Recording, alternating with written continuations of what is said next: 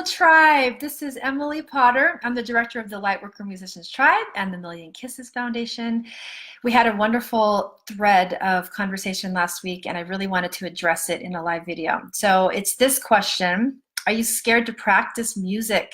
Because if you give it 100% and it's no good, then you have confirmed proof that you are now not good enough as a musician. I have a disclaimer for this video that I'm going to share with you a tool that worked for me in overcoming this as something that I've experienced myself. And my disclaimer is that this will not be for everyone. This tool is something that you can consider and see and try on and see if it works for you. So that's my disclaimer as we continue on. So one of the tribe shared this in a comment, specifically these words: if I give 100% and it's no good, it would hurt. So I make rough demos instead of polishing them. And I don't practice nearly as much as I should. And that leaves me with an excuse. What happens when we stay in this stuck energy? It holds you back because you're only ever giving half of yourself. You're never ever giving your whole self, and no one sees you in your whole self. You're only giving ever half of who you are. And in that space, because you know you have so much potential, is that you feel guilt or you feel shame about not practicing or not being yourself and the full immensity of who you can be. And then the third thing that happens is that you just feel disconnected from the spiritual leader that you are and the potential that you have to make the world a better place. You are not connected to that place. So these are places that you feel held back when you are not giving your all. Okay, this is what I did to overcome this, because I have acknowledged many times in my videos that one of the biggest weaknesses that I have had as a musician is judgment. And so all of this is judgment. You're judging yourself, you're judging your music. So let's just get right down into the nitty-gritty of judgments, and I'll share with you a tool that worked for me to overcome this as a problem. You first get to acknowledge, oh, beautiful tribe, that you are not just a musician. A musical path, a musician's path by music alone is a whole other journey. In this tribe, I speak to you as the full being you are, that you are a conscientious spiritual leader, and you're utilizing your music to get your soul's purpose out into the world and anchor light to the planet. So I know that about you. And so this is why I'm going to tell this story. So I was all sorts of judgment. This is my story. And so I called upon my guides for assistance because it was holding me back, and I was holding back my gifts to the world. And so I said, "Okay, help me, support me, give me a message." And they said, "Okay, we're going to assist you on a journey of releasing judgments." I said, "Wonderful." They said, "Okay, you're going to have to commit to this about 5 to 6 hours a day." I'm like, "Okay, I'll do it. Whatever it is. Maybe it's meditation, maybe it's being in nature, you know, all these beautiful things. Whatever it is, I will do it." They said, "Good. What we want you to do is we want to have you put your guitar in the case and lock it." Okay? All right. And then we're going to ask you to not sing for a while. So you can maybe, you know, spontaneously sing, but not, you know, in a practicing state. Okay, got it. I'll do that. What's next? I said, "Okay, now we want you to do this one activity all day long instead of your music." I'm in. What is it? "We want you to get on your computer and watch Netflix sitcoms all day long. That's your only job." What? Did I hear you right? So a little background for you, and I'll keep this a really short story, is that I have had mega judgment on myself of how I spend my time. So my guides know that. So if I'm watching too many things on a screen, I totally judge it. What they were saying is, we want you to claim yourself as a music medicine holder. And when you're up on stage and you're totally judging, criticizing yourself that you're not good enough and you're not practiced enough, you are emitting that into the world because you have not done your work yet around judgment. So we're going to take the one thing that you judge the most harshly about yourself. We're going to have you waste time all day long.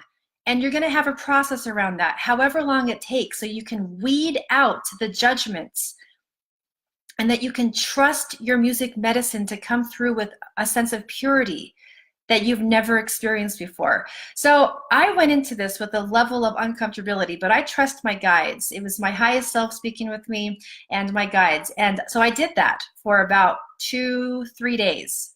I was pet sitting at the time, and I was with these sweet little kitty cats on my lap, and my job in the morning was to make breakfast and then sit down and watch Netflix. And I am so not kidding. It was a spiritual practice, because after one episode of something, I'd pause and I would be like looking at my guitar in its case, and like, nope, what I'm doing is I'm wasting my time. These are all my judgments. I'm wasting my time. I'm wasting my life, and I'm making it so that I'm losing my musical skills, and I'm not a real musician, because real musicians get up in the morning and they make breakfast and then they make music all day long, and they focus in on their skills and they get better all the time. And here I am just sitting and watching my guitar case sit there and watching Netflix all day long. So I did that for about 3 days as these kitty cats were on my lap, which was significant because they were teaching me a spiritual message of being. Their only job was to be. And they were teaching me and saying, it's my only job. I wake up in the morning and my job is to be. And I was expressing to these kitty cats, you are bringing me so much joy just by being, just by existing, just by being in your presence. And that's what my guides then shared with me is, Emily, you are enough. You are enough just because you exist. You exist on the planet, and this is enough. And this is the difference between you being a musician who's trying to be the best pianist in the world. That's a whole other path, tribe.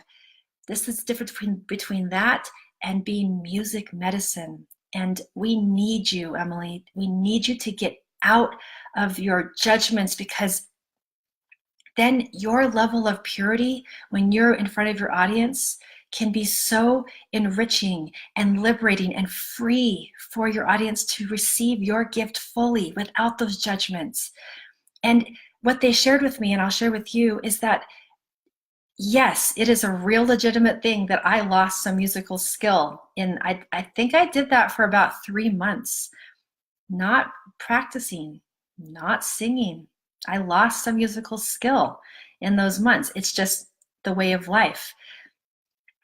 But it's worth losing. This is what they shared with me, and I share with you now. It's worth losing a little bit of musical skill to embrace and to lean in to a level of freedom within my soul that I have never experienced before. And that is the difference between you as a spiritual leader and just a musician. This is why overcoming this as a problem in a place where you feel stuck is imperative for you to do. And if you get to take massive action the way that I did, it doesn't sound like action, but I'll tell you right now, and you just have to believe me, it was really hard work to extract from me all of those judgments that I had. I was judging me all over the place. It was worth all of it, because now I come with this new sense of freedom and a judgment-free zone upon myself, because now I know that whatever I present into the world is enough. It's enough. And of course, I'm a big fan of us getting better and better and better, and you know, harnessing in, focusing in on those musical skills. You are a spiritual leader for the world, for the consciousness of the planet, and that takes time. that process also gets to be infused inside of your music as a skill set. So I was actually trading in learning one thing for the other, and this is the way that we become music medicine for the planet and for the vibrationally matched audiences that you get to be in front of as healing medicine. So I share my own story with you very vulnerably so that you know where I've been and how much I understand this, and how there is another side. There is that place of liberation. And what's really wonderful is that I had this fresh new experience with my guitar when it was time to pick her up again, and with my voice, and saying, okay, it's worth it. I get to, I'm a little bit raw on some of these things, but I know the bigger picture of who I am as a music medicine holder for the world. And this was worth the journey for me to go through. It's the bigger picture of who you are. And so be careful how you judge yourself, and look at that and allow yourself to claim who you really are as music medicine. And in this way, tribe, you're able to give your full self, liberated from all those judgments. So whatever your guides and whatever your highest self is asking you to do to overcome this, I encourage you so strongly to do it, whatever it takes, however uncomfortable it is. And when you're ready to claim the music medicine in you, much more than just being a musician, I want to actually take a moment to say we're not discounting just being a musician. That it's a path, it's a journey, it's gorgeous. I'm not saying otherwise. I'm speaking specifically to those of you who suffer and feel stuck and are not giving the world your full self because of judgments, especially as the music leader that you are. So please hear what I'm really wanting to say. When you're ready to take your music medicine to the next level in that liberated space, and you deserve that level of support to take it to the next level, then reach out to me and we're going to get to work. And we're going to be in that limitless place together, the full sense of who you are as a light worker, as a spiritual leader for the planet, and as a musician. And that's the work that we get to do in a place of joy and liberation. So I look forward to talking to you when you're ready to talk to me one-on-one, and I will see you in the next video. Lots of love to you and your process around this one.